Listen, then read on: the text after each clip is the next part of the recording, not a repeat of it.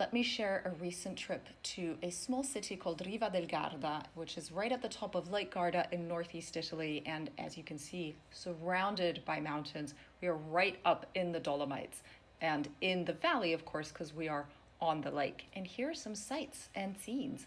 For example, this medieval gate to come into the old part of town, which used to be the entire part of the town.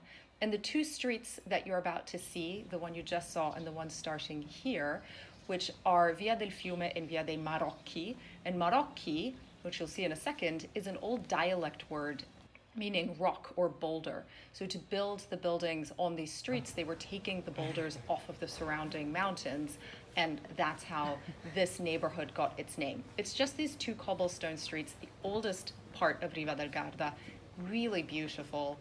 Small, thin streets, as you can see, old buildings, all colorful. So such a picturesque, tiny little corner to the town. And at the bottom of both of these streets, which run parallel to one another, you come out into the main square, which is right there on the lake and wide open, and then of course full of restaurants and cafes where you sit and enjoy this gorgeous view and then a view out onto the lake, and you people watch, because this is what we do in this part of the world. Here you get to see where you come out of Via dei Marocchi into the main square, and then behind this building is the lake.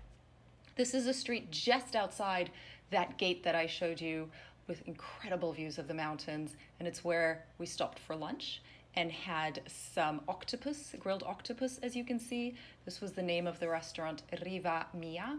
We had a trota salmonata, which is a salmon-colored trout, local from the lake, and strangolapreti, which are like the inside of ravioli without the raviolo, and of course, coffee and limoncello.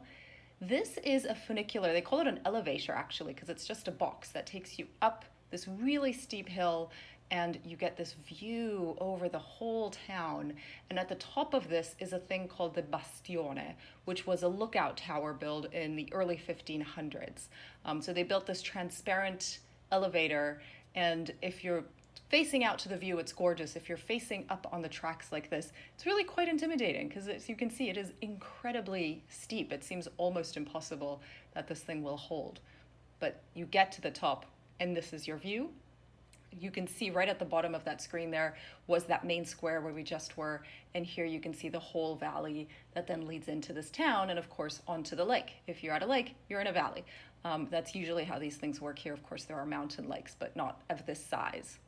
This is Lake Garda that you're seeing right now, and this is the inside of this bastione. So it's all in ruins now, but as I say, it was this lookout tower built in the 1500s. This was a really strategic spot to protect both against invaders from the Austrian north, but also from the Italian south. That's my adorable husband right there.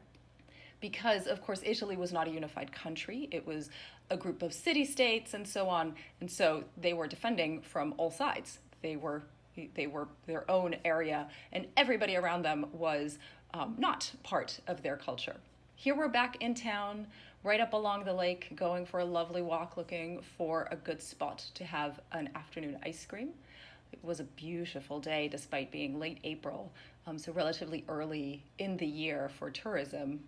Some more views of these mountains, and me needing a hat because it was so hot that my kind husband lent me his. I hope you enjoyed this trip with me on Lake Garda, and next time you're looking for a tourist destination, I recommend the northern part of the Garda Lake in Italy.